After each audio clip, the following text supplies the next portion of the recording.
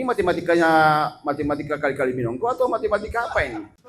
Ini harus dihitung.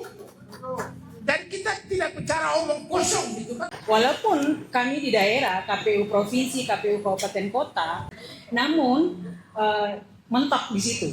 Bukan hanya pada level di lokal saja. Kita ini kan jago bertindak di level lokal, tapi di level pusat juga. Salah satu juga karena kita tidak punya DPR yang banyak. Katanya pertumbuhan ekonomi tertinggi di dunia dan di akhirat kelak. Tapi kita mau coba kaji.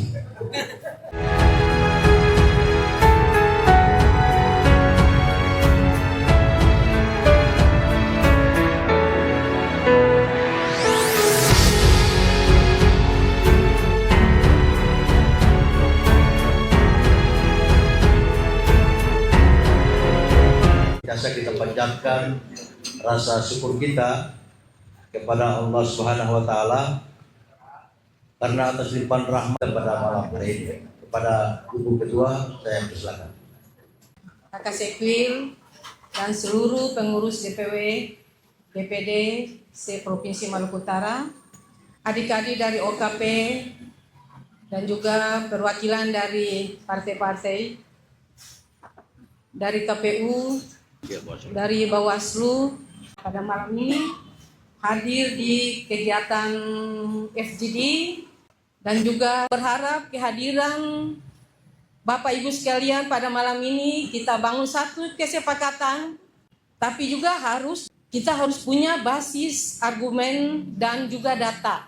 Masukan-masukan dari Bapak Ibu sekalian kita jadikan sebagai satu kesepakatan untuk diusulkan ke pusat.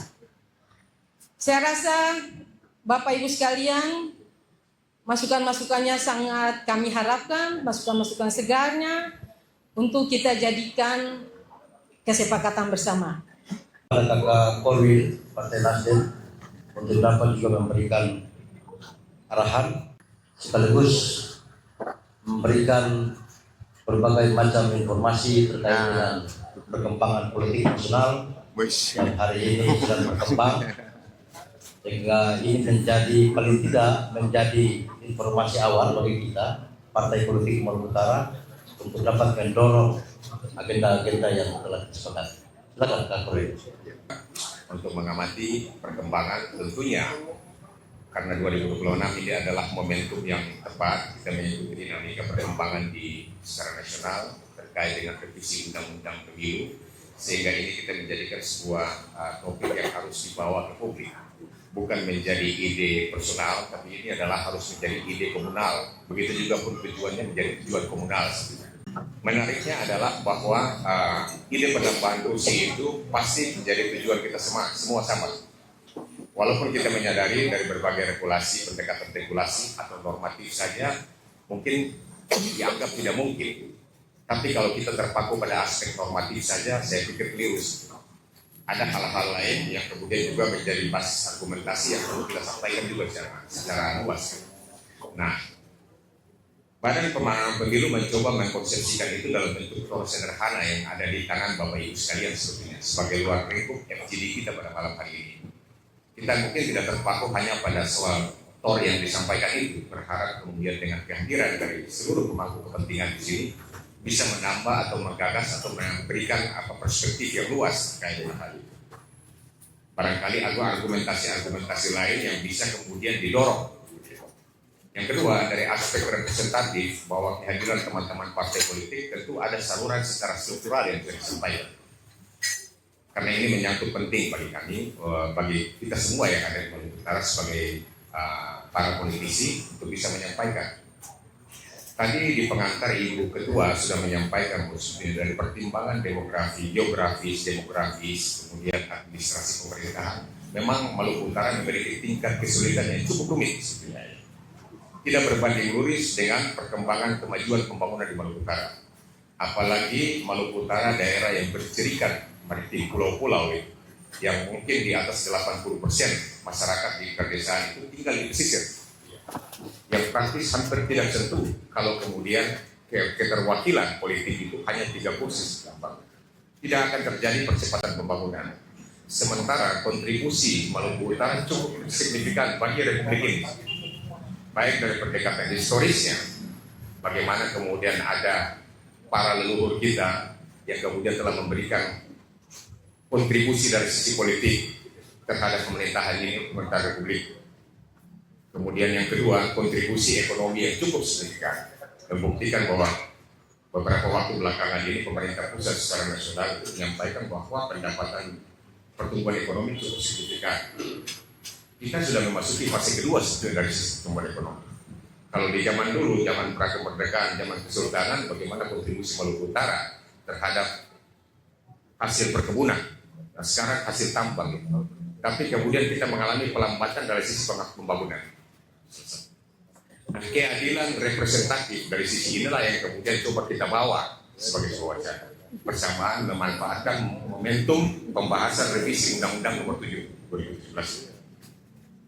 Lalu kemudian beberapa informasi khususnya terkait dengan saat ini Komisi 2 DPR RI bersama dengan pemerintah pusat sedang melakukan revisi Undang-Undang 7 tahun 2017 tentang pemilu.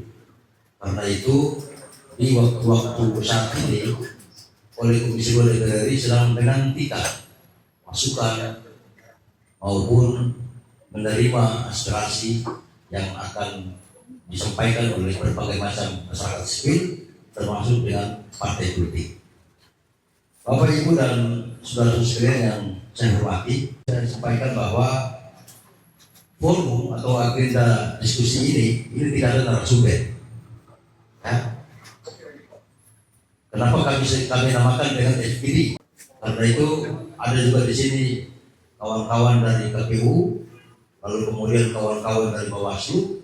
Ini memang kalau kita mengikuti amanat Undang-Undang 7 tahun 2017 tentang pemilu, maka di peraturan KPU itu jelas pada pengalokasian jumlah kursi itu menggunakan basisnya adalah penduduk luas wilayah. Karena itu Bapak dan Ibu, saudara sekalian, sebelum saya memberikan mic ini kepada Bapak dan Ibu, saya minta kepada Ketua Wapilu Partai Nasdem Provinsi Maluku Utara untuk ada penegasan lagi. Karena ini lahir dari pikiran beliau, lalu didiskusikan lewat rapat partai. Lalu kemudian saya diminta untuk menyampaikan informasi ini kepada berbagai macam pihak, termasuk di kawan-kawan KPU, Bawaslu, dan di sini ada akademisi. Ya, nanti sebentar kita akan diskusi. Tapi sebelum itu saya mohon Kakak Wapilu untuk dapat mempertajam lagi penegasan-penegasannya. DPR RI dari 580 dia akan naik menjadi 600. Rasio perbandingan jumlah penduduk Indonesia dengan jumlah anggota DPR RI juga masih kurang, perlu ada penambahan. Karena itu seiring dengan pemekaran provinsi di wilayah Papua, mereka juga harus mendapatkan alokasi kursi untuk DPR RI. Nah, karena itu momentumnya, maka Maluku Utara juga harus masuk. Karena ada penambahan kurang lebih 20 kursi. Ada penambahan kurang lebih 20 kursi. Nah, sayang kemudian kita tidak manfaatkan momentum ini untuk berjuang bersama. Seiring juga dengan pembatalan putusan MK nomor 80 tahun 2022. Jadi yang tadi dibilang moderator plus Sekwil ini, kenapa itu kemudian dibatalkan? Pembuat undang-undang ini mau saja. Dong bikin-bikin, dong bagi-bagi saja barang ini. Karena dalam temuan Perludem, Jawa Barat 3 yang wilayah Bogor Cianjur itu tadinya 12 kursi, dia turun jadi 10 kursi. Nah, inilah yang kemudian menjadi kesempatan kita. Maluku Utara juga harus masuk gitu. Jangan orang berdiam-diam saja. Tompe luas wilayah yang begini besar, 1084 pulau. 89 yang dihuni. Dan kalau 3, maka konsolidasi kewilayahan dalam rangka reses dan macam-macam itu tidak terakomodasi dan tidak bisa kita orang berharap banyak.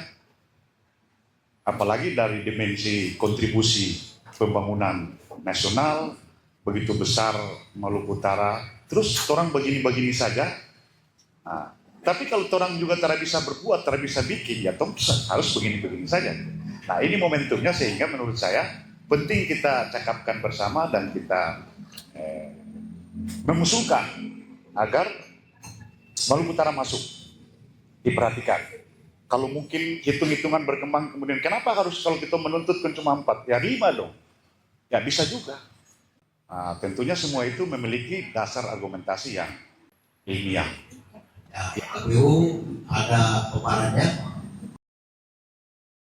Yang sebelumnya adalah PKPU 2 tahun 2022 dan ada turunan di bawahnya adalah pedoman teknis. Dan pada saat tahapan pemilu berjalan, ada putusan Mahkamah Konstitusi nomor 80 tahun 2022 di mana KPU diberi kewenangan untuk menetapkan dapil. Awalnya di tahun 2004 itu KPU punya kewenangan penuh untuk melakukan penataan dapil, daerah pemilihan dan alokasi kursi. Nah, setelah itu tidak lagi. Kita menggunakan lampiran 3 di Undang Nomor 7 tahun 2017 sejak Undang-Undang Nomor 7 tahun 2017 diterbitkan. Nah, ini problemnya sehingga walaupun kami di daerah, KPU provinsi, KPU kabupaten kota melakukan uji publik, kemudian meminta masukan pandangan dari seluruh stakeholders pemangku kepentingan, namun mentok di situ karena akan kembali ke lampiran 3, lampiran 4 Undang Nomor 7 tahun 2017. Sesuai dengan undang-undang, alokasi kursi minimal adalah 3 sampai dengan 12. Jumlah penduduk Indonesia sekitar 2 jutaan, kursi 580. Nah, 580 yang awalnya adalah 575 di tahun 2019. Nah, kemudian menambah karena ada pemekaran provinsi Papua Induk dan Papua Selatan, Papua Tengah, Papua Pegunungan dan seterusnya, maka disitulah ada penambahan 580 kursi DPR RI khususnya. Nah, kemudian dalam kita penataan daerah dapil tentunya kita memegang teguh terhadap 7 prinsip. Prinsip apa saja? Kesetaraan nilai suara, kemudian ketaatan pada sistem pemilu yang proporsional, proporsionalitas, integral wilayah berada dalam cakupan wilayah yang sama, kohesivitas dan kesinambungan. Ini standar internasional yang diadopsi di Undang-Undang Nomor 7 tahun 2007. Untuk pengaturan penataan dapil sendiri ini, mulai dari DPR, DPRD provinsi, DPRD kabupaten kota, ini diatur dari Undang-Undang 12 2003 sampai terakhir di Undang-Undang Nomor 7 2017. Nah, ini domain untuk kewenangan dalam pembentukan daerah pemilihan DPR, DPRD provinsi, DPRD kabupaten kota. Nah, dan terakhir putusan Mahkamah Konstitusi nomor 80. Nah, selanjutnya saya tidak perlu panjang lebar lagi. DPR RI pemilu 2024 ada dapil 84. Kemudian 580 dan DPRD kabupaten kota sekitar 17.510. Selanjutnya ini exercise yang kami KPU RI lakukan ya. Jadi di dapil seluruh Indonesia, baik itu di Pulau Jawa, Sumatera, Kalimantan, Maluku. Nah, Maluku dan Maluku Utara, kenapa Maluku 4 kursi sedangkan Maluku Utara hanya 3 kursi? Apa problemnya? Nah, ini kita membuat exercise dan ada sekitar ini menggunakan DAK di tahun 2022 sekitar 1.337.368 jumlah penduduk pada saat itu. Nah, kemudian setelah dilakukan dengan metode quota hair ya untuk penghitungan exercise alokasi kursi pada saat itu, Tetap ya ini cuma exercise karena tetap kembali ke lampiran 3 Undang-Undang Nomor 7 tahun 2017 yang tetap 3 itu Provinsi Maluku Utara. Nah, kemudian ada terjadi di penemuan di dalam exercise itu ada over representatif dan under representatif. Nah, sedangkan ada beberapa yang naik dan turun, ada di Lampung misalkan. Kemudian Maluku Utara, Maluku itu dia pas, sudah sesuai dan sudah sangat proporsional. Terpenuhilah 7 prinsip penataan daerah pemilihan itu. Nah, kemudian di dalam Undang-Undang Nomor 7 tahun 2017 di pasal 186 itu tadinya 575, kemudian ada pemekaran wilayah provinsi sehingga ada 580 kursi. Nah, lanjut saja, cepat-cepat saja. Nah, PKPU 6 memberi kewenangan kepada KPU untuk melakukan penyusunan rancangan penataan dapil. Penyusunan rancangan dapil untuk DPD Kabupaten Kota itu disusun. Hanya KPU Kabupaten Kota yang melakukan penataan daerah pemilihan, kemudian penetapan oleh KPU RI. KPU Provinsi, DPR RI, lampiran 3 Undang-Undang Nomor 7 2017 tadi.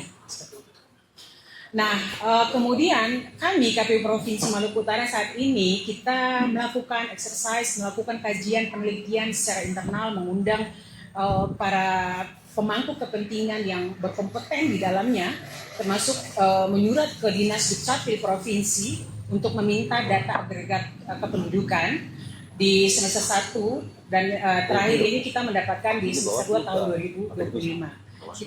Kita belum mendapatkan data terbaru terkini dari Dinas Dukcapil mengenai data agregat kependudukan. Tapi di dapil, untuk penyusunan dapil ini tetap menggunakan data agregat kependudukan, ya. Jadi kita untuk mendapatkan hasil kajian yang komprehensif, tentunya kita juga membutuhkan data terkini dari Dinas Dukcapil Provinsi. Terakhir di semester 1 periode Januari sampai dengan 2025 ya, Januari Juni semester 2 ya, semester 1 itu sudah 1.400.000.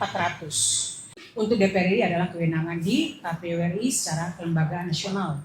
Perwakilan DPR RI dari 3 menjadi 4 atau lebih banyak sedikit lah. Nah, tadi sudah dijelaskan oleh Ibu Buren terkait situasi pasca putusan Mahkamah Konstitusi nomor 80 ya, yang mempertegas kewenangan penentuan dapil yang dari sebelumnya pembuat undang-undang DPR dan pemerintah pada Komisi Pemilihan Umum sebagai lembaga yang menentukan dapil. Tentu situasi ini memberi satu kesempatan, apalagi tadi saat ini di tengah pemerintah dan DPR RI melakukan revisi terhadap undang-undang pemilu.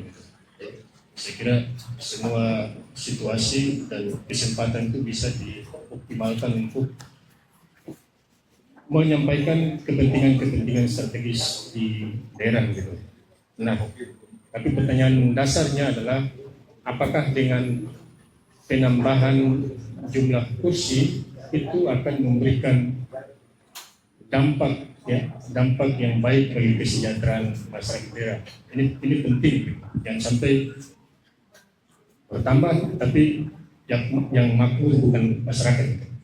Tetapi logika sederhana sebuah kompetisi ini ibarat kita disediakan lapangan sepak bola tapi kita diajak bermain takraw. Orang di kelas ini kelas main bola lapangan besar tapi usul itu main takraw gitu. Jadi ini logika yang saya kira dari sisi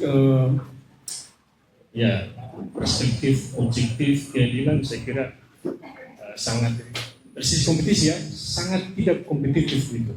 itu logika sederhana ya, logika sederhana kompetisi dalam jumlah yang sedikit itu dalam kompetisi dia paling berpotensi mengalami kekalahan. Dan saya kira bisa dihubungkan dalam perspektif bagaimana mendorong atau memenangkan kepentingan publik di wilayah ini. Nah, beberapa situasi yang saya sampaikan tadi tentu secara kelembagaan ya, saya dan Ibu Reni ini kan orang ini bekerja dasari oleh regulasi gitu. Apalagi kita sebagai lembaga penyelenggara di level provinsi itu levelnya adalah melaksanakan undang-undang pemilu, kemudian melaksanakan peraturan yang dibuat oleh atasan kami di atas itu. Teman-teman KPU melaksanakan peraturan KPU, kami di Bawaslu melaksanakan peraturan Bawaslu. Jadi tidak ada ruang bagi kami untuk bermain-main dengan lapangan sendiri. Jadi kami tetap teguh terhadap regulasi yang ada. Dan saya kira beberapa situasi tadi tentu dapat dioptimalkan. Kalau perspektif yang kita sandarkan dengan jumlah penduduk ya, karena sistem pemilu kita kan proporsional terbuka, one person, one vote, one value. Ini kan kalau sandarkan di jumlah penduduk harus diakui itu. Kalau dibagi itu malah kita diangkat kalau pemilu 2024 ya diangkat 2,8 gitu. Ya, di sekitar itu. Jadi optimalkan jadi 3, maksudnya standar minimalnya 3 ya, jadi 3. Jadi kalau pakai standar itu ya, standar matematika, matematika itu begitu. Dan kalau kita hubungkan dengan yang tadi Bu Reni sampaikan dengan Provinsi Maluku, memang Maluku pantas 4 karena dia jumlah penduduknya sudah 1,8 juta. Ya, kita kemarin itu sekitar 1,3 juta di 2024. Tadi Bu Reni data terbaru agregat kependudukan itu 1,4 juta. Jadi kalau menggunakan sandaran regulasi, ya, itu maka standar tadi itu bisa bergoyang-goyang gitu. Jadi situasinya di posisi itu gitu. Nah, tentu langkah-langkah ke depan yang diperkuat adalah pertama terkait bagaimana menertibkan kembali dokumen kependudukan kita.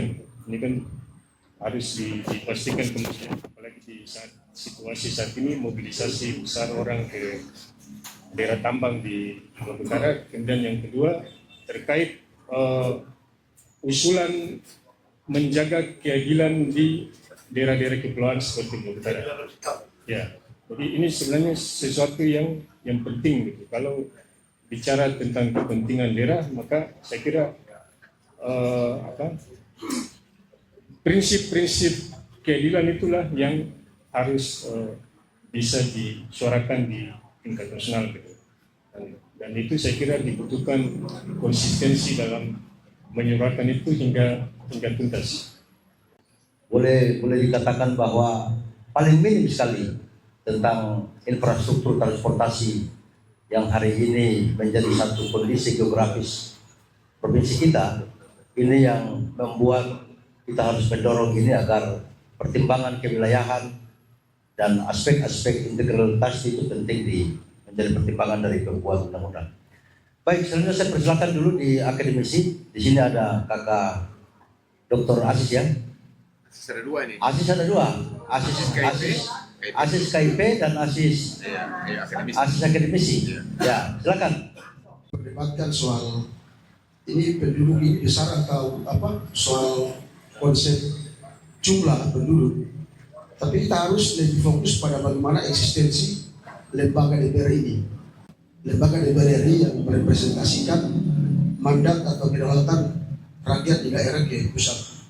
Tentu kalau kita review kembali, refleksikan kembali di negara kita ini, sejak diproklamirkan juga memang ada satu pertanyaan kalau kita baca buku tentang sejarah ketatanegaraan itu, memang negara ini dibentuk tidak ada orang, misalnya kurang sekali orang-orang di Indonesia Timur. Kita ibaratkan sebuah organisasi kalau kita bentuk dan kita tidak mendominasi, maka kita tidak ada dalam tidak mendominasi dalam sebuah organisasi itu. Saya bukan menyinggung soal itu, tapi pada konteks historis juga ini harus kita review dan kita harus kritik bahwa kemudian konsep penentuan kursi berbasiskan pada jumlah penduduk sangat tidak fair dan bias terhadap konsep pemerintahan atau keadilan di Republik ini, saya kira. Dulu kalau kita baca tentang problem historis antara Soekarno dan Hatta, itu soal-soal begini juga. Hatta sering berdebat kalau kita berbicara tentang, ada yang memperdebatkan kepada Soekarno ketika Republik ini berdiri. Dia mengatakan bahwa ketika negara kita berdiri dan kita sepakat sebagai satu kesepakatan bahwa Pancasila itu sebagai dasar negara, saya merasa di Republik ini dari 5 sila ada 1 sila yang belum kita implementasikan, yaitu sila kelima, keadilan sosial bagi seluruh rakyat Indonesia.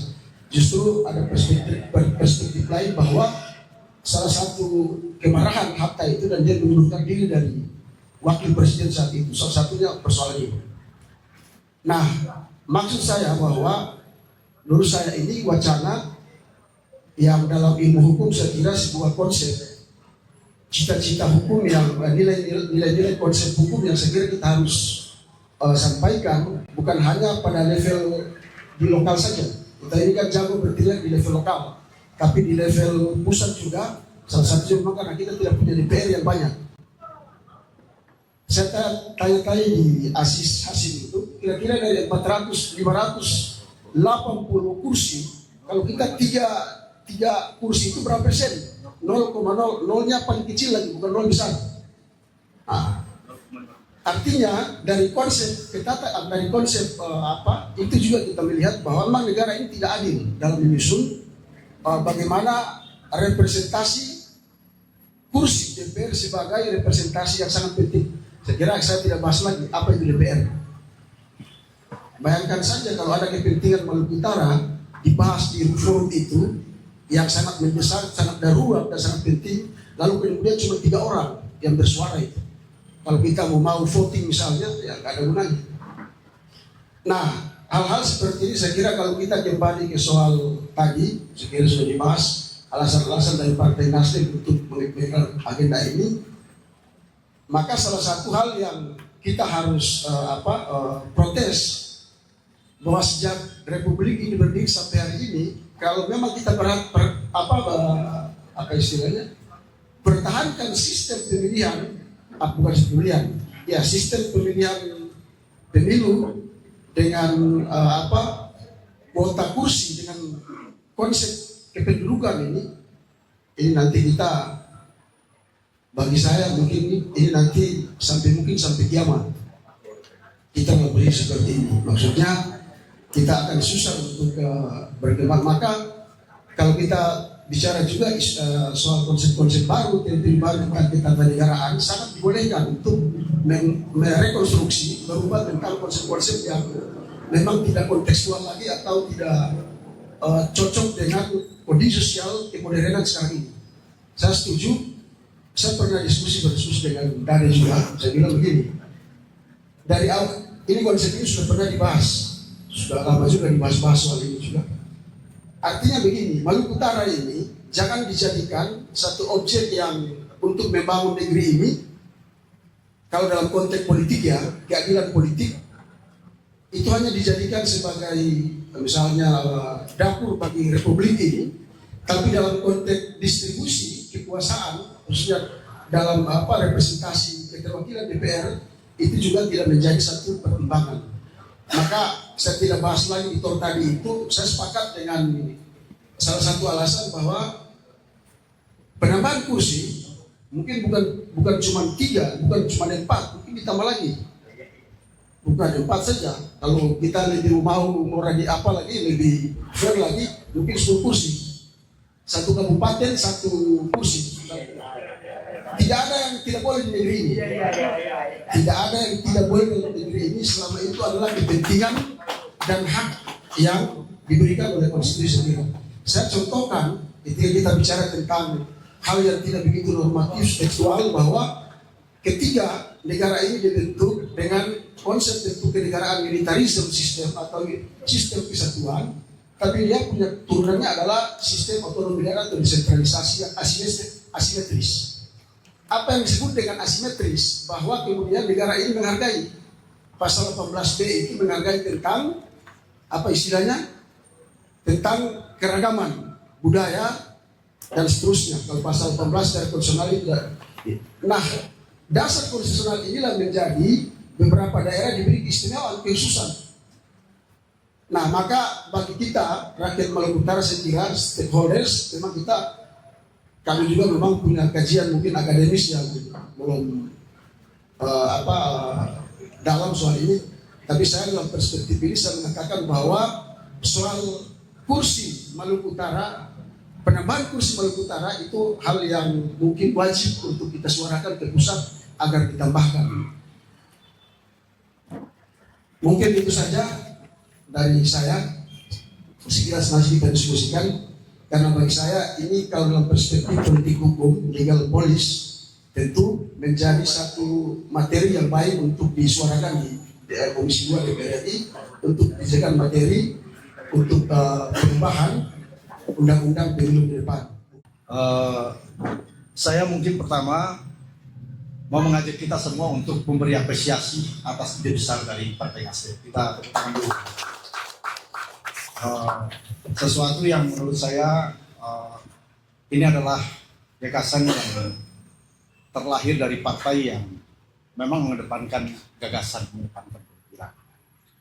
Oleh karenanya saya tidak hendak mengulangi asas-asas norma yang itu menjadi mainstream dan cenderung mengkerangkai kita untuk tidak bisa melangkah maju. Karena itu saya menangkap semangat yang diusung oleh Nasdem dalam FGD ini adalah bagaimana kita menemukan insight. Kita harus menerobos sesuatu yang sebenarnya itu ada ruangnya. Jadi kalau menerobos, yang namanya terobos ini kan melampaui hal yang mainstream. Jadi kalau mau mainstream tidak bisa, dia harus terobos. Tentu dengan temuan-temuan yang baru. Nah, tetapi hemat saya bahwa terobosan yang kita lakukan hendaknya juga bersandar pada asas dan rangka konseptual gagasan yang kokoh. Karena itu, saya hendak berangkat dengan apa yang tadi disampaikan oleh kawan saya, Saudari Reni, bahwa ada 7 prinsip dalam penentuan daerah pemilihan. Aspek jumlah penduduk itu merepresentasi aspek kesetaraan nilai suara. Pertanyaannya, apakah ansih hanya soal itu? Sementara ada prinsip lain. Ada prinsip proporsional, ada prinsip ketaatan pada sistem pemilu, ada prinsip proporsionalitas. Nah sekarang, di titik mana Maluku Utara hendak melakukan terobosan dengan ruang adanya revisi undang-undang tentang pemilu ini? Saya kira ada beberapa ruang yang bisa diterobos dengan mendasarkan pada 7 prinsip tadi.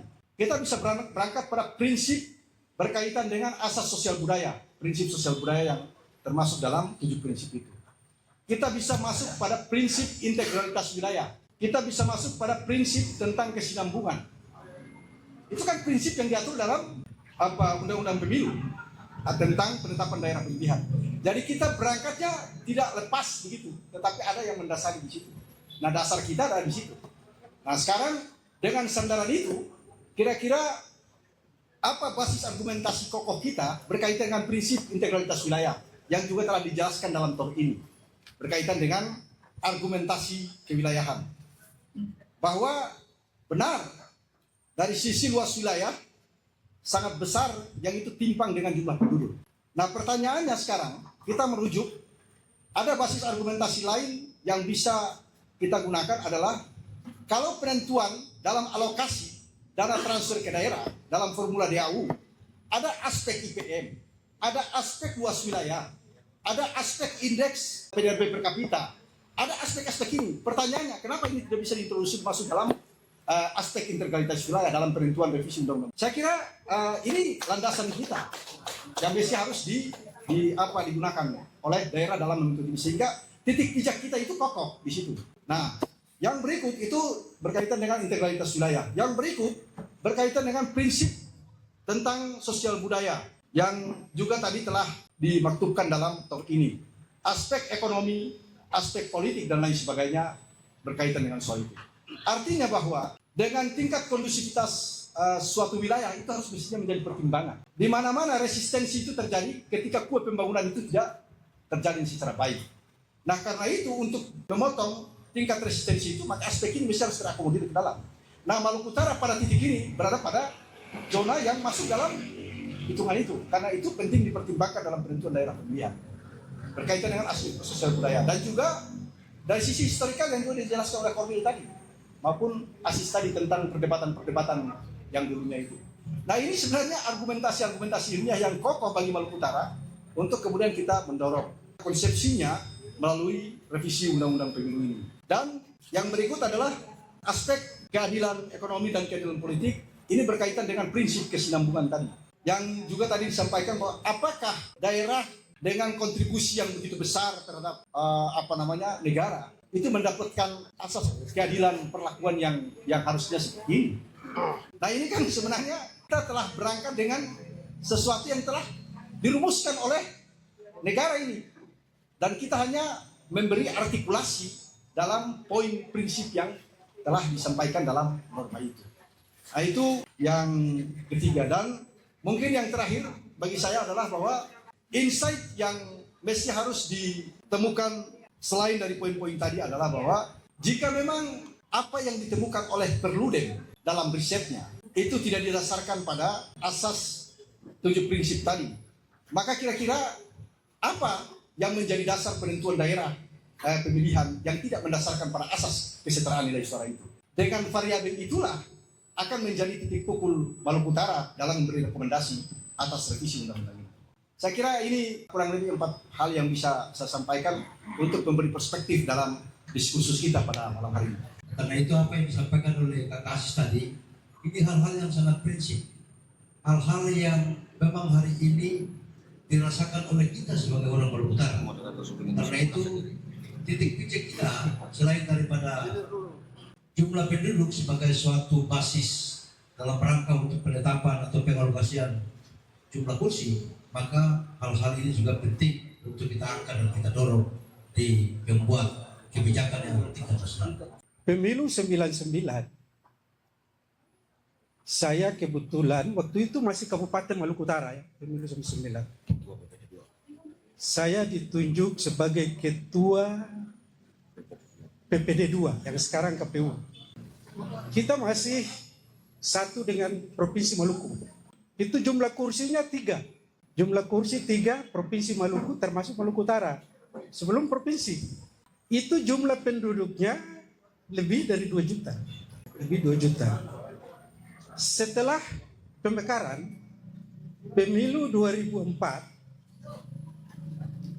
itu kita pisah Maluku Utara menjadi provinsi sendiri. Ambon itu, Maluku itu sudah menuntut 4 kursi. Maluku menuntut 4 kursi, padahal waktu itu masih 3.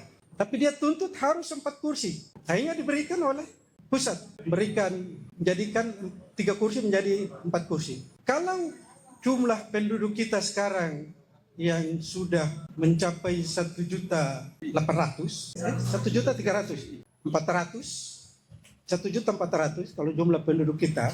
Kalau kita bagi 2, itu berarti jumlah penduduk 700. Jumlah penduduk 700. Bagaimana kalau kita menuntut di perubahan undang-undang partai politik, undang-undang pemilu, itu Maluku Utara bisa jadi 2 dapil. Dengan pertimbangan yang disampaikan oleh teman-teman tadi.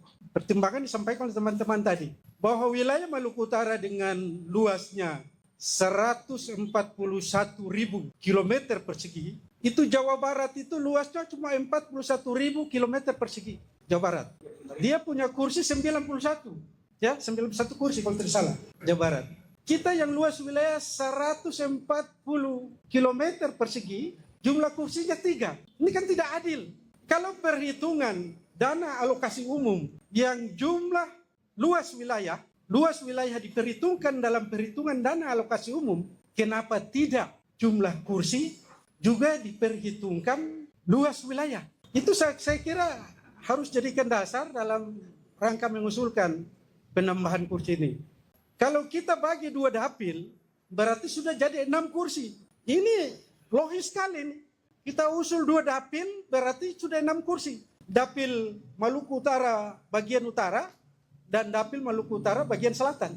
Dengan pertimbangan luas wilayah itu. Jadi kalau luas wilayah kita bagi 2, berarti baru 70 ribu kilometer persegi. Masih luas dari Jawa Barat. Yang jumlah kursi terbanyak 91 kursi. Nah kita cuma minta 6 kursi saja kok. Masa tidak bisa diperhatikan? Nah untuk itu saya mintakan agar supaya kita bisa menyusun draft usulan itu. Dengan mempertimbangkan luas wilayah dibandingkan dengan luas wilayah di Jawa. Bikin perbandingan yang luas wilayah di Jawa. Ya. Sehingga Komisi 2 bisa memperhatikan usulan kita atau dijadikan kajian akademis untuk usulan itu. Kajian akademis. Jadi harus pertemuan khusus lagi, yang lebih kecil lagi timnya. Pertemuan khusus tidak terlalu besar jumlah orangnya, terbatas, mengarah pada penyusunan draft usulan. Penyusunan draft usulan dengan 2 dapil, yaitu dapil Maluku Utara bagian utara dan dapil Maluku Utara bagian selatan.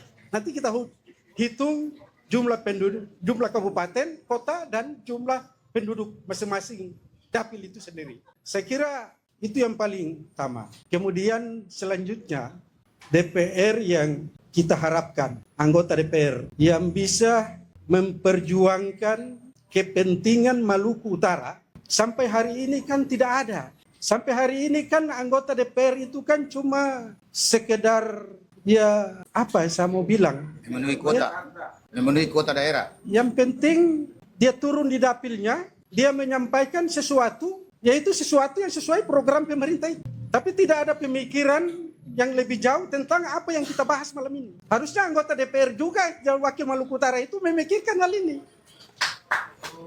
Tapi kan tidak. Nah ini soal kepentingan Maluku Utara ke depan yang lebih besar, toh dia tidak perjuangkan. Jadi ke depan ini harusnya kita punya anggota DPR, kalau kita berhasil bisa 2 dapil, anggota DPR yang bisa kita banggakan untuk kepentingan Maluku Utara ke depan. Pertumbuhan ekonomi yang terbesar di dunia Maluku Utara, 34%. Tertinggi di dunia. Dan di akhirat kelak. Tapi kan masyarakat tidak merasakan pertumbuhan itu. Yang merasakan itu orang yang garap tambang itu. Yang merasakan itu orang yang garap tambang. Dari kontribusi Provinsi Maluku Utara untuk pertumbuhan ekonomi secara nasional, terbesar adalah Maluku Utara. Kenapa tidak kita menuntut 2 dapil di Maluku Utara? Ya kan? Jadi kontribusi Maluku Utara terhadap pertumbuhan ekonomi secara nasional itu sangat besar adalah Maluku Utara.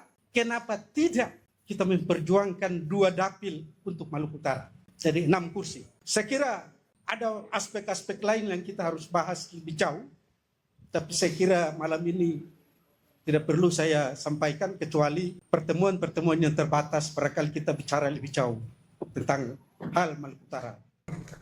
Goim, jadi kita hanya menuntut keadilan. Keadilan itu bukan berarti menyamakan semua daerah itu sama, tetapi memperlakukan daerah sesuai dengan beban dan DP tantangan dihadapi. Itu yang dimaksud oleh Goim tadi. Lalu saya persilakan dulu kepada komit ya. Setelah komit itu habis Abang Caken, baru nanti pimpinan partai politik yang muda-muda ini. Silakan komit. Saya tertarik dengan 2 pemikiran. Yang pertama, Bapak dari akademisi yang mengusulkan 10 kursi untuk Maluku Utara. Kemudian yang kedua, pikiran Pak Indi.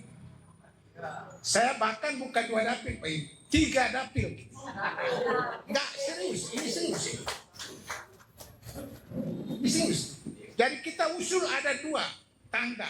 Tangga pertama ada 10 masing-masing kabupaten 1 calon, dari maka Maluku Utara ada 10 calon. Pikiran tadi itu. Kemudian yang kedua baru kita usul 3 dapil untuk daerah provinsi Maluku Utara. Bukan 2 dapil, Pak. Saya rasa dukung saya bukan 2 dapil tapi 3 dapil. Jadi usulan kita menjadi yang pertama kita usul 10 dapil. 1 kabupaten 1 kursi. Kenapa tidak? Melihat geografis Maluku Utara dan hasil tambang kita ini menyumbang ke Indonesia ini berapa, Pak? Ini harus dihitung. Dan kita tidak bicara omong kosong gitu kan. Kita benar-benar serius untuk Indonesia. Masa kita cuma kasih 3 kursi dengan hasil begitu banyak kita sumbang ke pemerintah pusat. Dari usulan kita harus argumentasi termasuk dengan Maluku Utara menyumbang tambang kita ke Indonesia, itu harus dimasukkan dalam pikiran kita. Jadi ada pertama adalah 10 kursi sesuai dengan kabupaten kota, dan yang kedua 3 kursi. Apakah 3 dapil? 3 dapil berapa kursi? 9 kursi, Pak ya? Ya, betul. Jadi usulan kita seperti itu, Pak. Jadi saya singkat saja, kita jangan terlalu banyak panjang lebar. Terima kasih saya secara pribadi kepada Ibu Ketua Nasdem dan Partai Nasdem yang menggagas pikiran cerdas ini. Saya rasa ini mudah-mudahan pemilu 2009 kita ikut Nasdem semua. Nah, saya hadir di sini tidak mewakili Partai Golkar. Jadi saya berbicara juga bukan berbicara atas nama Partai Golkar, bukan. Atas nama pribadi. Karena tadi pikiran Pak Im tadi mempertanyakan anggota DPR kita, DPR RI kita di mana ya? Sebenarnya gagasan ini harus lahir dari mereka, bawa ke sini. Dan diskusi ini dipimpin oleh mereka DPR RI itu. Menurut Pak Im tadi kan begitu. Ini malah lahir di Partai Nasdem gitu ya. Sayang sekali Partai Nasdem tidak terwakili untuk DPR RI. Maka itu kita harus sepakat ke depan Partai Nasdem harus terwakili DPR RI. Nah, saya serius. Pikiran-pikiran ini banyak partai politik tidur, pikir sendiri. Maka Partai Nasdem untuk membangun kita, untuk memikirkan hal ini luar biasa. Luar biasa. Jadi argumentasi kita tadi adalah luas wilayah yang tadi Pak Im, dan kemudian ada 10 kabupaten kota, dan kemudian argumentasi kita adalah hasil yang kita sumbang ke pemerintah pusat. Tambang kita ini disebut secara nasional, Pak. Jadi kita tidak main-main gitu. Saya rasa itu pikiran kita yang sangat sederhana ini, dan ini perlu dimasukkan dalam catatan-catatan kita yang kita kemudian harus ada tim kecil yang dari Nasdem untuk menyusun pokok-pokok pikiran hasil forum grup diskusi. Saya rasa terima kasih. Wassalamualaikum. Maju lagi. Yang pertama dari aspek penyelenggara, yakni KPU dan Bawaslu, memang itu otomatis dia struktural. Jadi pemerintah pusat adalah firman, dia tidak boleh menolak, hanya mengikuti aturan yang telah diberikan, tidak ikut dan mati. Itu yang pertama. Yang kedua, Halmahera Selatan saja dia layak menjadi 35 kursi, bukan 30 dari tahun 2009. Saya mengacu kepada hubul watan minal iman. Cinta tanah air adalah sebagian dari iman. Jadi kalau kita tidak berjuang terhadap tempat potong pusat dan tanam dodomi, maka kita semua pengecut. Karena itu agak berbeda dengan COVID, kita tidak undang orang. Malam ini adalah kesepakatan kita paksa orang, termasuk DPRD provinsi, kabupaten, kota, dan wacana ini harus dikembangkan dari akar rumput. Tidak sekedar tempat jalan sendiri beserta yang hadir malam ini. Padahal itu dia terjadi berdasarkan pengalaman pertama, perjuangan provinsi sampai ada orang mati. Baru generasi ketiga baru dia jadi. Itu pun tidur di Komisi 2 DPR RI. Yang kedua, provinsi kepulauan dari tahun 2006 sampai sekarang 2026 itu jawaban Komisi 2 sudah masuk di prolegnas. Tapi dong karena dia alat bukti administrasi. Jadi FOIA ini berasal dari lawan dana.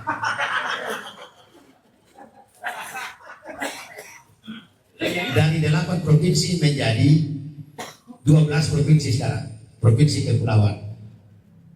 Itu juga normatif karena yang urus itu gubernur masing-masing provinsi dan KNPI. Tanda tangan mulai dari Ambon sampai di Kepulauan, moco semua. Rapat melahirkan rapat, pertemuan melahirkan pertemuan. Saya khawatir jangan sampai Nasdem kumpul orang malam ini yang akan datang bahas ini lagi.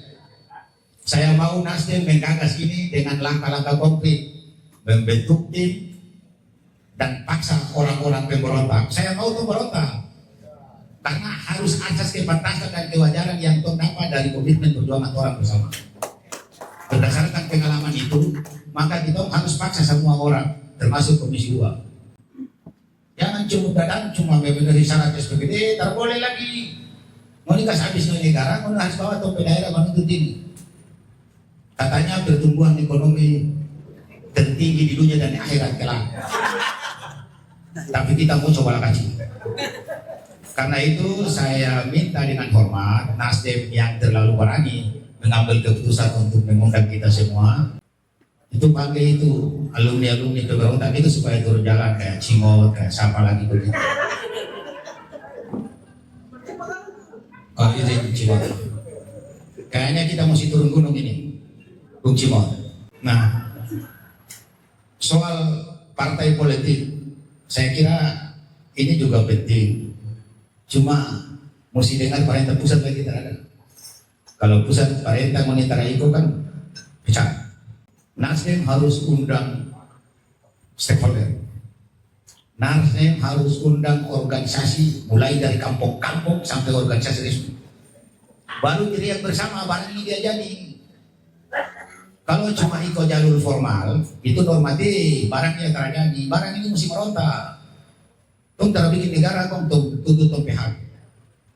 Dari saya sementara itu saya mau Nasdem jangan nekat cuma batas malam ini. Karena ini butuh ongkos, butuh otak, butuh otot.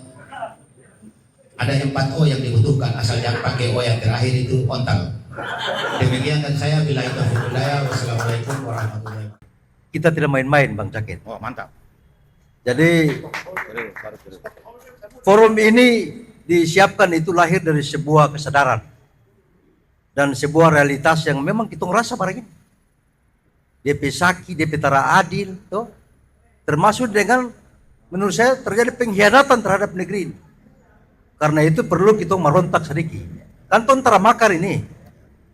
Begitu, tentara makar itu menuntut suatu keadilan yang memiliki basis argumentasi yang ilmiah. Basis argumentasi yang masuk akal.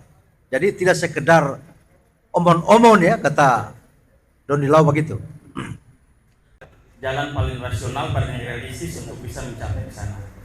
Kita memang punya, kalau saya lihat dari penjelasan KPU tadi dan Bawaslu dan juga apa yang kita baca pada aturan undang-undang kita, bahwa fondasi demokrasi one person, one vote, one value itu yang menjadi dasar besar penentuan bahwa pembagian kursi itu berdasarkan pada suara. Dan menggeser itu ya berarti menggeser fondasi demokrasi. Dan yang kita dorong ini adalah sebuah pengecualian demokrasi yang begitu sangat bergeser bisa dibilang. Nah, kalau kita mau Maluku Utara juga berbeda dapilnya atau lebih dari satu dapilnya, dasar undang-undangnya yang harus kita rubah. Tapi kembali lagi kalau saya tadi ada konsep dasar one person, one vote, one value. Dan kalau Maluku Utara memang ini terkait dengan 7 prinsip integritas wilayah atau cakupan wilayah yang sama, maka Maluku Utara tidak memenuhi syarat untuk dibagi menjadi beberapa dapil. Kalau kita pakai undang-undang ini, kalau saya saya ingin bicara pada langsung pada tawaran solusi ya. Yang pertama saya ingin mengingatkan bahwa kita perlu mengingatkan juga pada senator kita, pada perwakilan kita, bahwa yang terpenting bukan hanya soal kuantitas, tetapi juga kualitas. 3 kita geser ke 4 juga kalau kualitas sama, ya bullshit, sama saja. Kita fokus pada peningkatan kuantitas. Nah, saya lihat pada minimal kalau kita tidak bisa menggeser prinsip dasar one person, one vote, one value, minimal kita bisa mendorong ada dua prinsip yang harus ditambah pada 7 prinsip. Minimal 1 adalah prinsip tentang luasan wilayah, keterwakilan dari luasan wilayah. Kemudian yang kedua, prinsip pada sejarah, budaya, dan juga kemajemukan yang ada di Maluku Utara.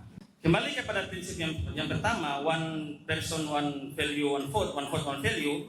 Kalau kita masuk pada prinsip, kita tambahkan pada prinsip keterwakilan luasan wilayah, apabila itu tidak sejalan dengan fondasi demokrasi, ya kita bisa berargumen bahwa laut, bumi, dan air maupun makhluk hidup, hewan dan sebagainya yang hidup di Maluku Utara ini adalah bagian dari negara yang harus dihitung.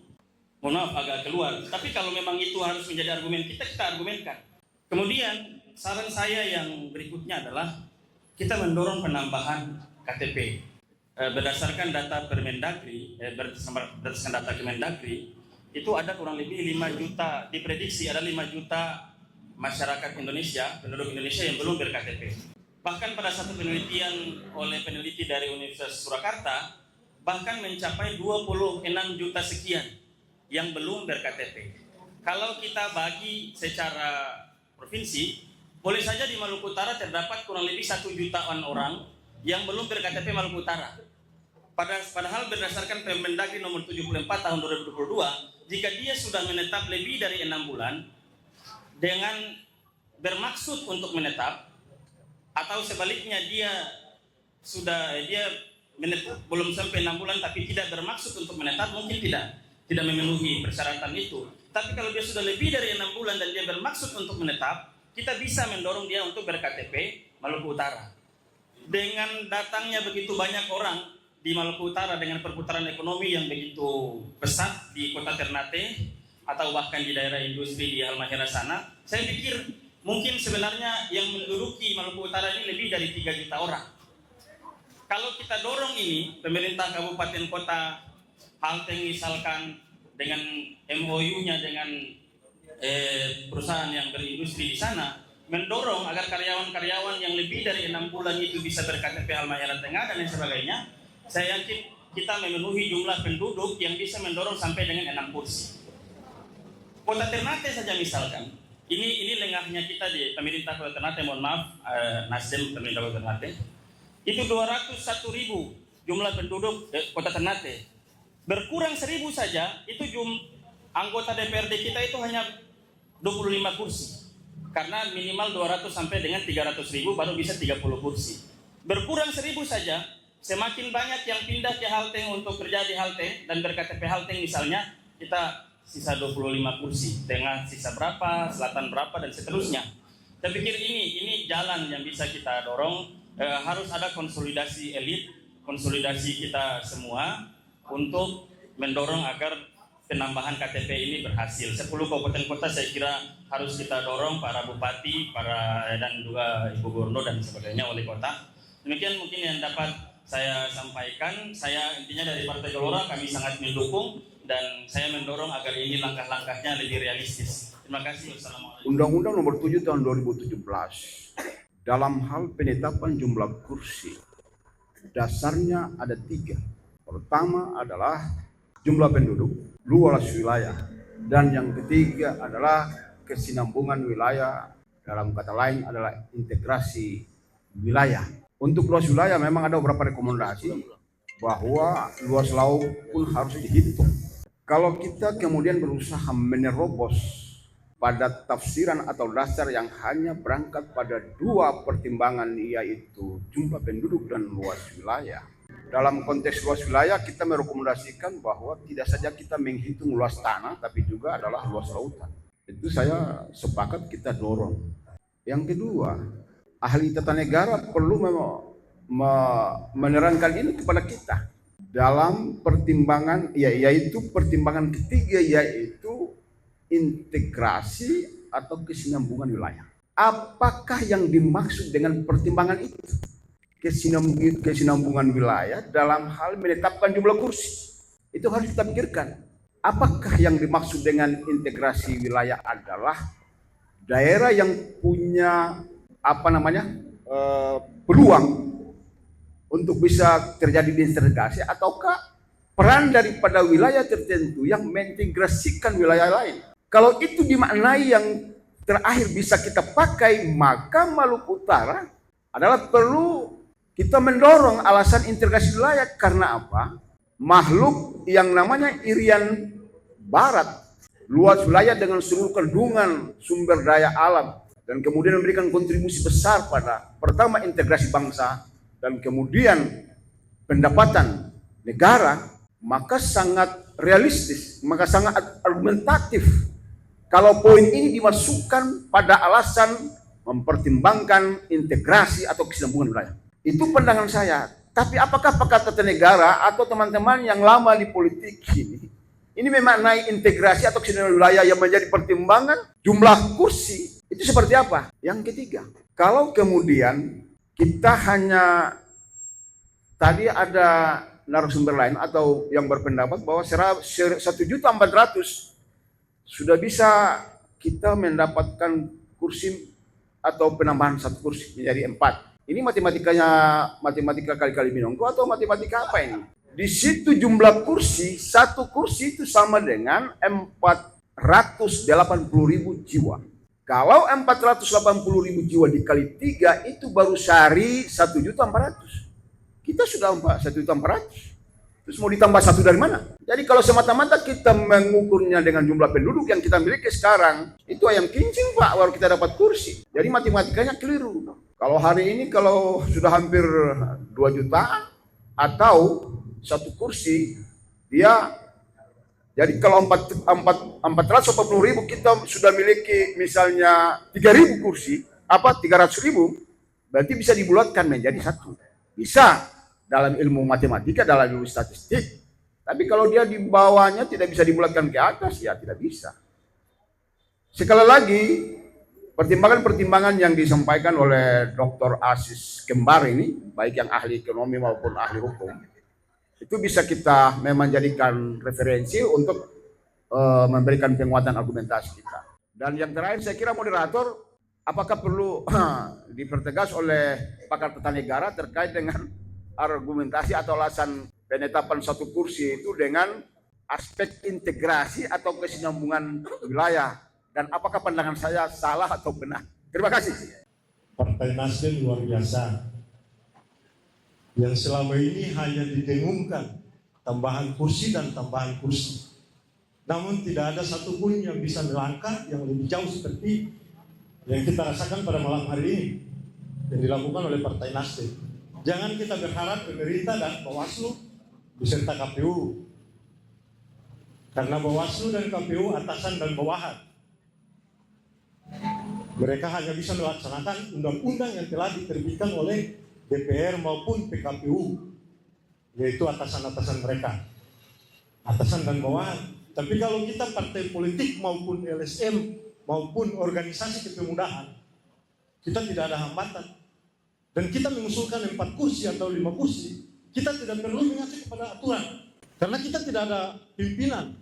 Kita berargumentasi dulu, karena undang-undang itu hanya berargumentasi. Provinsi Maluku Utara lahir penuh dengan argumentasi, penuh pengorbanan. Apakah kita mengusulkan 1 kursi saja tidak bisa? Jadi kita aturan itu hal yang baku, itu normatif, tidak bisa kita langgar. Tapi kita mengusulkan sesuatu, kita harus keluar daripada aturan dulu.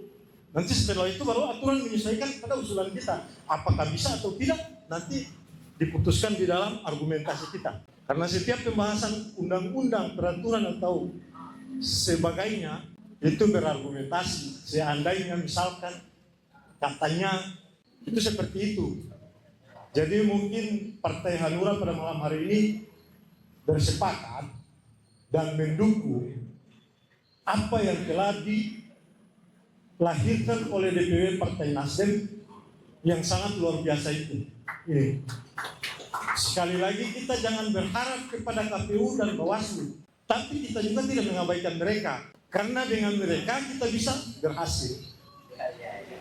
Ya, karena mereka itu adalah backing kita, akademisi. Itu adalah backing kita, tapi kita itu tidak ada punya atasan dan bawahan. Tapi kalau KPU, Bawaslu maupun akademisi ada atasan dan bawahannya. Akademisi ada rektor. Ya, kalau rektor cuma sedikit saja, secara bisa. KPU dan Bawaslu ada KPU RI, Bawaslu RI.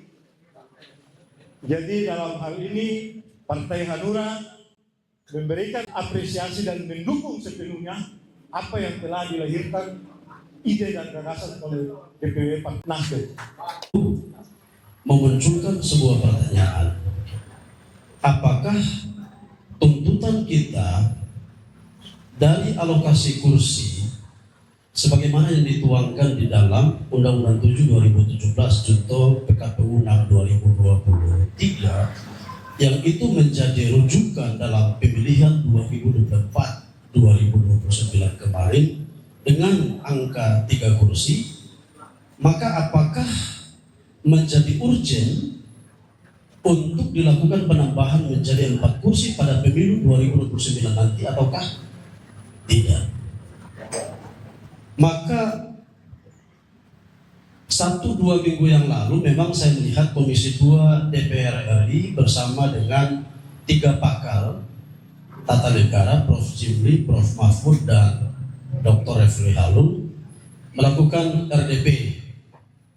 Tetapi saya belum melihat apakah salah satu item yang itu menjadi pembahasan krusial adalah soal penambahan jumlah atau alokasi kursi pada daerah pemilihan.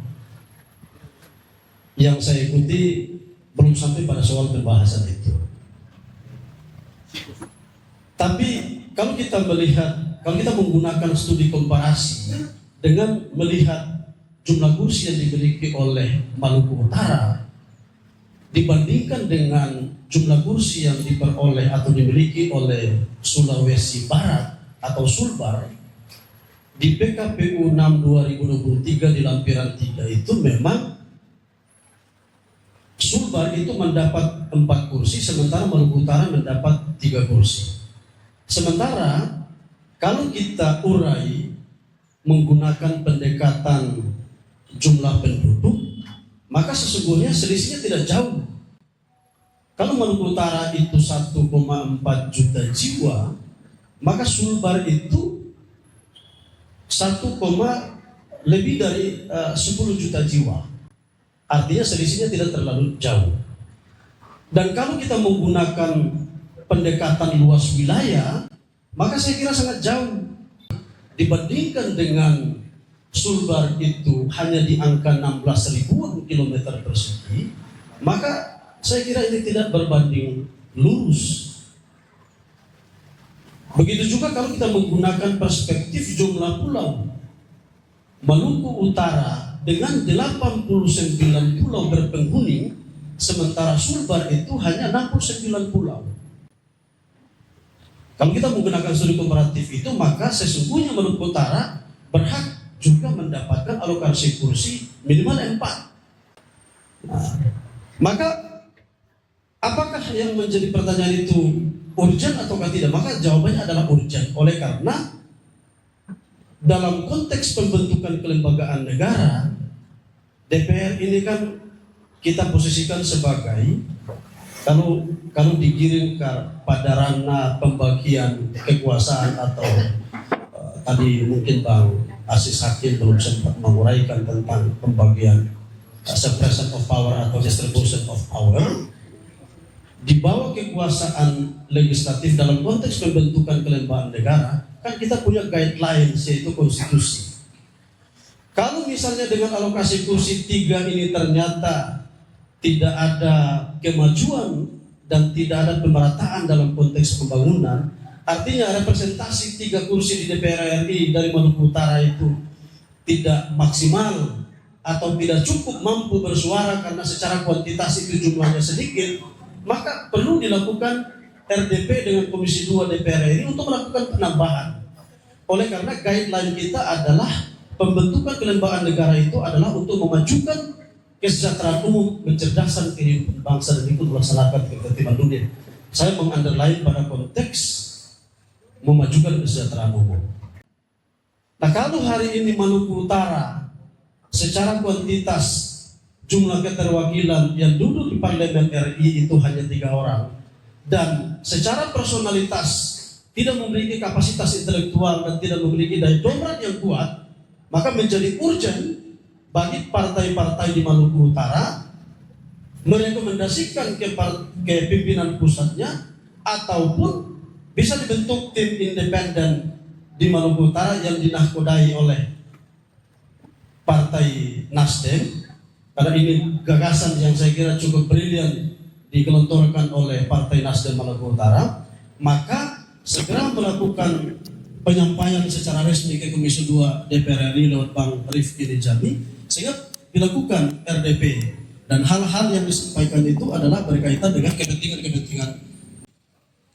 Kalau dalam konteks ilmu konstitusi Bang Imo, kita ini kan dalam tahapan pembahasan di DPR RI ini.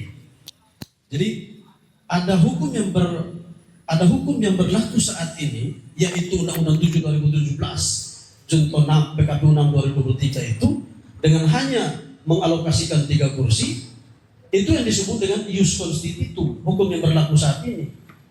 Tetapi kita forum ini mengidealkan ke depan, kita mencita-citakan ke depan yang itu ada di dalam ilmu konstitusi yang disebut dengan ius constituendum.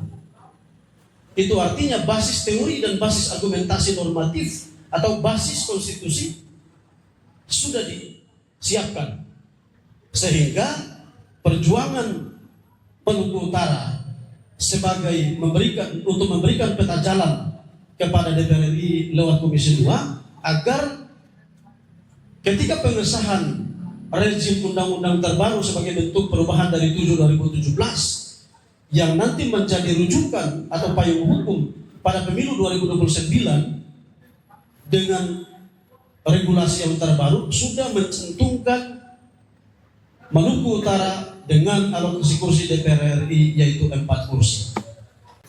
Berdasarkan data statistik 2026, jumlah penduduk Provinsi Maluku Utara itu 1.400.000.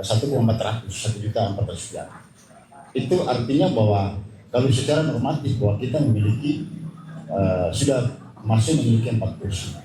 Tapi saya sepakat bahwa tadi menurut Pak Dokter bahwa kita bisa 2 dapil. Komit bilang bisa 3 dapil. Yang mungkin kita bisa 4 dapil berdasarkan wilayah kerjaan. Mungkin saja. Untuk itu saya ingin mengajak kita semua bahwa kelas kursi 4 sampai 10 itu menurut saya sangat gampang dan ringan. Kenapa? Malam hari ini kita tahu bahwa senator dan penggagas kita tahun 99 hadir pada malam ini. Semangat juang 99 kita lahirkan pada malam ini bersama dengan Partai Nasdem. 4 kursi itu sangat kecil. Kenapa? Ada beberapa indikator yang kita melihat. Contoh misalnya luas wilayah dihitung.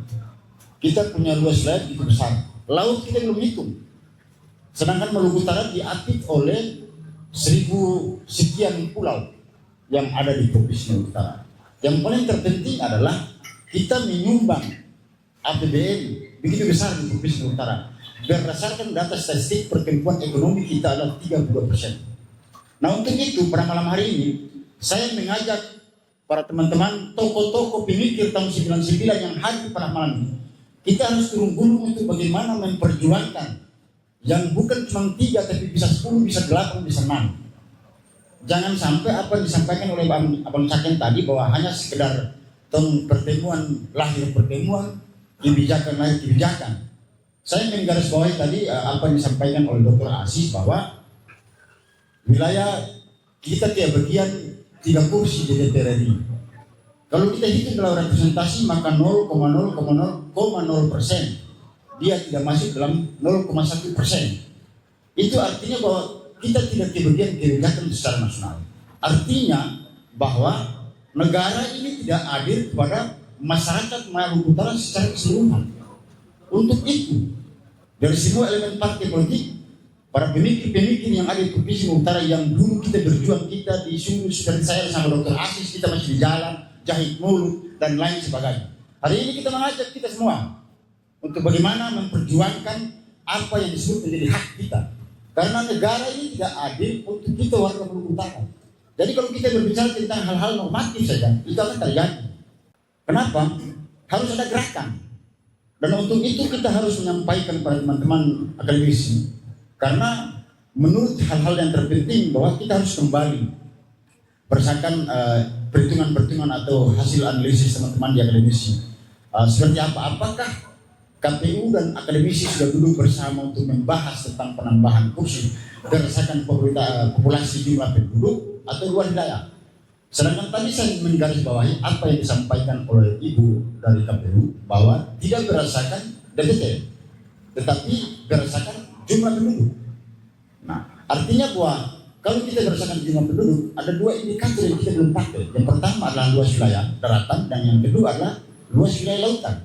Sedangkan kita dalam cara berpikir dalam hukum tata bernegara, laut dan daratan dihitung. Nah, bagaimana sampai hari ini kalau laut dihitung, maka kita kebagian APBN itu begitu luar biasa. Tapi sampai hari ini belum ada. Untuk itu, pertemuan malam ini bukan hanya sekedar sebatas pertemuan, tapi bagaimana kita menyatukan pikiran kita untuk bagaimana memperjuangkan hak-hak kita sebagai warga negara untuk di kawasan Indonesia Timur. Karena kita diambil oleh 4 kerajaan yang harus adalah kita punya bagian perjuangan seperti Tidore, Tuan Guru yang mampu menerobos wilayah sampai ke Madagaskar. Untuk itu bagaimana kita hadirkan di sini, kita berjuang. Persoalan 4 kursi menurut saya sangat kecil. Di sini ada senior-senior 9 yang begitu luar biasa. Yang dulu kita disuruh ayo besok turun demo, jahit mulut. Hari ini kita duduk bersama-sama dengan mereka. Apakah kita tidak bisa? Saya yakin dan percaya malam ini kita menyatukan pikiran kita bersama dengan Partai Nasdem yang telah menggagas. Kita selalu tersandra dengan jumlah penduduk, kita selalu tersandra dengan jumlah jiwa ya, kemudian data pemilihan dengan sebagainya. Seharusnya politik demografi ini harus kita coba lawan dengan mekanisme seperti apa? Bahwa harus ada sebuah terobosan dari kepala-kepala daerah kita bahwa bagaimana cara kita meningkatkan jumlah penduduk kita. Salah satunya yang disampaikan oleh teman-teman dari partai politik tadi, dan itu sudah pernah dicoba oleh Halmahera Tengah ketika Kakak Imo waktu jadi wakil bupati di sana. Itu salah satu caranya. Dan yang kedua adalah bagaimana kebijakan pemerintah daerah untuk meningkatkan tingkat kelahiran dengan kebijakan misalnya subsidi terhadap kelahiran bayi misalnya. Yang selama ini kita misalnya terjebak pada 2 anak cukup. Bagaimana kalau misalnya kita 5 anak gitu, 3 anak disubsidi oleh pemerintah? misalnya. Sehingga kalau misalnya ini politik demografi ini kita tidak terobos sampai kapanpun, kita akan tersandar dengan regulasi-regulasi dan norma-norma yang sudah ditetapkan dan kita tidak bisa akan berbicara banyak. Kemudian yang kedua, kami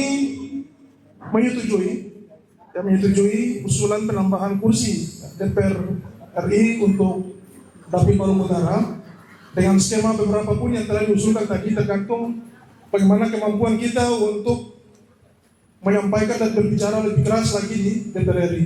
Ini kita komparasikan antara Maluku Utara dan Jawa Barat. Jawa Barat itu jumlah penduduknya kurang lebih 50 juta. Kalau dibagi dengan 91 kursi itu lebih dari 500.000. Sementara kita ini ada 1.300.000 sampai 1.400.000. Kalau dibagi 3 kursi itu hanya kurang lebih 450.000. Nah, kalau itu pertanyaannya, apakah keterwakilan itu mewakili orang atau mewakili komunitas? Kalau mewakili orang berarti ini tidak adil dong. Di Jawa Barat mewakilinya lebih dari 500.000, di Maluku Utara hanya 450.000. Tentu bukan mewakili orang, tetapi mewakili komunitas. Oleh karena itu, dapil itu dibagi per provinsi. Karena disitulah dia mewakili sosialnya, mewakili budayanya di situ. Karena negara ini bukan dibangun di atas tanah yang tidak bertuan, tetapi dibangun di atas kesepakatan para raja-raja Nusantara. Oleh karena itu, dapil-dapil itu dibagi per provinsi. Nah, oleh karena itu, saya mungkin sepakat bahwa dari duo ASIS dan duo senior tadi, bahwa kita harus melakukan terobosan. Kita tidak bisa terpaku dalam persoalan administrasi saja untuk pemenuhan administratif itu. Bahwa harus ada penertiban jumlah penduduk, harus ada penambahan KTP, kita tidak bisa begitu. Kalau kita seperti itu, 2029 tidak akan bisa penambahan kursi. Tetapi harus ada terobosan-terobosan yang sebagaimana disampaikan tadi. Karena apa? Kalau pemilihan itu dia bukan mewakili orang per orang, oleh karena itu bahwa memang kita berbicara terkait dengan prinsip-prinsip hukum benar. Tetapi pada prinsipnya juga bahwa tujuan hukum itu bukan hanya kepastian hukum. Tapi kepastian hukum itu bisa diabaikan untuk bisa mencapai kemanfaatan hukum dan keadilan itu sendiri. Jadi oleh karena itu saya kira harus ada terobosan bahwa kita tidak sekedar menghitung jumlah kursi itu dengan jumlah penduduk saja, tapi dari komunitas-komunitas itu. Oleh karena itu, saran saya bahkan bukan 1 dapil, 2 dapil atau 3 kursi menjadi 4 kursi, bukan. Tetapi harus dibagi proporsi setiap provinsi itu dibagi sama rata. Iya, saya langsung saja. Pertama, dari banyak penjelasan tadi, dari aspek normatif, kemudian historis, geografis, semuanya sudah disampaikan. Untuk itu, di tempat ini PAN siap mempersamai Partai Nasdem, kita bersama-sama berjuang. Insya Allah malam ini menjadi titik awal kita bisa mencetuskan dan melahirkan bisa 2 dapil, bisa 10 kursi atau bisa 3 dapil tergantung buah dari perjuangan kita. Yang pertama saya sedikit mengusulkan terkait dengan variabel jumlah jiwa. Di pemilu terakhir kita kemarin, saya coba mengilustrasikan kasus di Halaman Selatan. Di DPT, khususnya di daerah kawasan industri ya, dapil 4, Kabupaten Halaman Selatan, tepatnya di Pulau Bobi. DPT di dapil 4 itu secara keseluruhan itu ada 50.000 lebih. Mohon maaf kalau angkanya tidak tepat, tolong dikoreksi. Kemudian dari 35.000 itu by TPS yang ada di OB di seluruh desa itu, kemudian ada 14.000 sekian itu dia berada di kawasan TPS khusus di kawasan industri. Dari 14.000 itu 14.000 sekian itu khusus pemilu pilpres. Pemilu pilpres itu ada 14.000 di kawasan industri. Kemudian ada pemilu untuk DPR RI itu ada di angka 11.000 sekian untuk DPR RI di kawasan industri. Artinya orang Maluku Utara yang kerja di OB itu secara keseluruhan ada 11.000 sekian. Sedangkan orang Indonesia yang kerja di OB itu ada 14.000 sekian. Kemudian pemilu untuk Halmahera Selatan, dapil provinsi itu ada 7.000 sekian. Kemudian pemilu untuk dapil OB itu ada 2.000 sekian. Artinya begini, ada kasus ada saudara-saudara saya yang kerja di Halmahera Tengah. Kalau mau pergi kerja di Halmahera Tengah harus pindah kependudukan, menumpang dulu di sana PKP keluarga, yang penting dapat legalitas bisa masuk kerja. Kenapa tidak melalui di forum ini kita berkeputusan? Bayangkan saja di Halmahera Selatan saja itu kurang lebih ada 7.000-an orang Indonesia yang dari Sumatera, dari Jawa, dari Kalimantan datang kerja di Pulau Obi. Itu cukup hanya di Pulau Obi, belum lagi di kawasan kelapa sawit yang ada di Gandul. Kalau kita berkomitmen, semua bersepakat untuk yang masuk di Maluku Utara sebagai salah satu variabel mendorong jumlah jiwa di Maluku Utara, maka wajib hukumnya orang yang kerja di industri Maluku Utara wajib kita berkependudukan Maluku Utara. Kalau itu kita dorong, mungkin dari 1,4 bisa jadi 1,8 atau 1,9. Itu yang pertama. Yang kedua, di forum ini mungkin langsung kita tindak lanjuti bentuk tim kecil, entah diwakilkan partai masing-masing ditambah dengan akademisi dan praktisi dan yang lain, kita segera malam ini juga langsung deklarasikan kita bentuk tim kecil. Selanjutnya mungkin kerja kita agak cepat.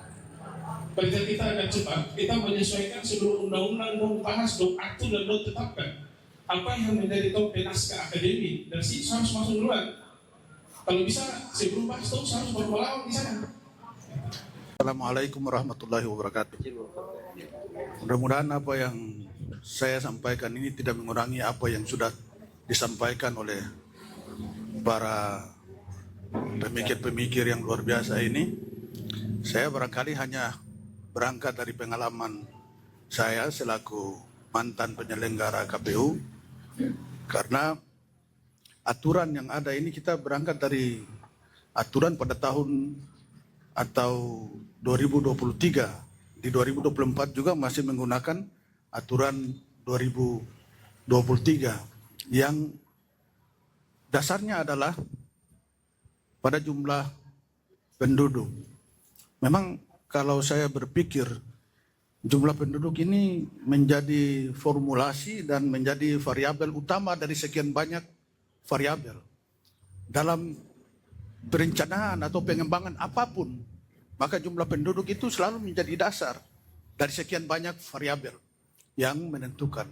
Oleh karena itu saya kira apa yang sudah dicantumkan dalam peraturan baik oleh PKPU 6 2023 dan Undang-Undang 7 2017 itu, saya kira itu juga suatu pembahasan yang sangat luar biasa yang pada malam ini kita coba mengulanginya kembali untuk coba meramu satu rumusan sehingga rasa keterwakilan dan rasa keadilan itu bisa diperoleh oleh kita juga.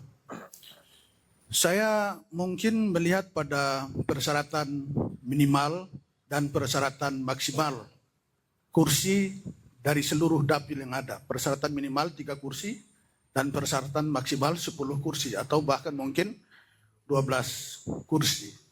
Memang ada beberapa wilayah atau dapil yang memperoleh kursi yang sama dengan kita di Maluku Utara. Misalnya seperti Kalimantan Utara, seperti Gorontalo, dan mungkin Papua Barat.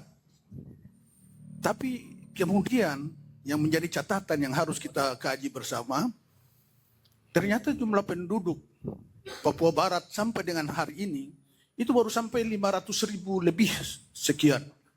Jumlah penduduk Kaltara sampai dengan hari ini masih 700.000 sekian.